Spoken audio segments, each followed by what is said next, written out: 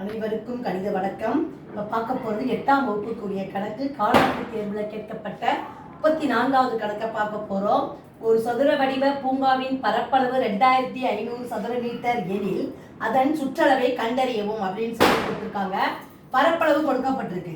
பரப்பளவுனாவே என்ன? சதுரத்தினுடைய பரப்பளவு a² is equal to எவ்வளோ கொடுக்கப்பட்டிருக்கு? 2500 சதுர மீட்டர். பக்கம், அப்ப சதுர வடிவ பூங்காவின் பக்கம் கண்டுபிடிக்கணும் ஃபர்ஸ்ட், அப்புறம் தான் சுற்றளவு கண்டுபிடிக்கலாம். a is equal to square root of 2500. இந்த 2500 நான் எப்படி எழுதுறேன் அப்படின்னு பார்த்தீங்கன்னா 25 × 100. 25 வர்க்கமூலம் எவ்வளோ? 5. 100 வர்க்கமூலம் 10. அப்ப 50 மீட்டர். பக்கம் எவ்வளோ கிடைச்சிருக்கு? a is equal to 50 metre. கேட்கப்பட்ட கேள்வி சதுர வடிவ பூங்காவின் சுற்றளவு P is equal to 4 × a அலகுகள்.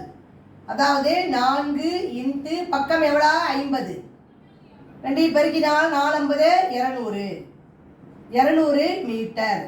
Therefore சுற்றளவு is equal to சதுர வடிவ பூங்காவின் சுற்றளவு is equal to 200 metre. First பக்கம் கண்டுபிடிச்சுக்கிறோம், அப்புறம் சுற்றளவை கண்டுபிடிச்சு இந்த கணக்கை செஞ்சிருக்கிறோம். புரிஞ்சுங்களா?